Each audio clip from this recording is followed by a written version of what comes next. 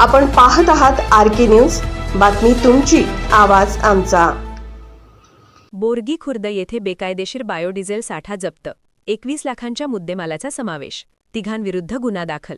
जत उमदी ते विजयपूर राष्ट्रीय महामार्गावरील बोंगो खुर्द तालुका जत हद्दीत 21 लाखांचे बेकायदेशीर बायोडिझेलचा साठा उमदी पोलिसांनी जप्त केला।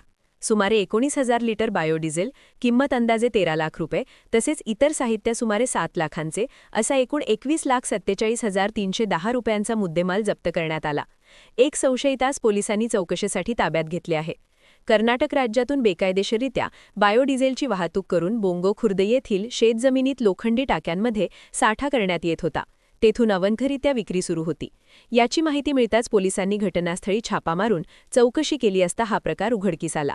जागा मालक मल्लकण्णा रेवाप्पा कुंभार, वय 42, राहणार तंबक दोड्डी, हुर्ती, जिल्हा विजयपूर, राज्य कर्नाटक, त्याचे मालक रवी लोणी, राहणार उमदी, तालुका जत, जिल्हा सांगली व संगाप्पा हुर्तीकर, राहणार हुर्ती, जिल्हा विजयपूर, राज्य कर्नाटक यांच्याविरुद्ध उमदी पोलीस ठाण्यात गुन्हा दाखल करण्यात आला आहे।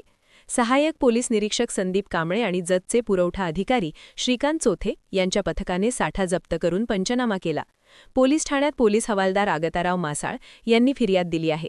या कारवाईत पोलीस उपनिरीक्षक कुलकर्णी, सिद्धेश्वर गायकवाड, पोलीस हवालदार आगताराव मासाळ, अप्पासाहेब हाक्के, संतोष माने, नारायण तोडकर, संतोष चव्हाण, सुदर्शन खोत आणि अप्पा घोडके यांचा सहभाग होता।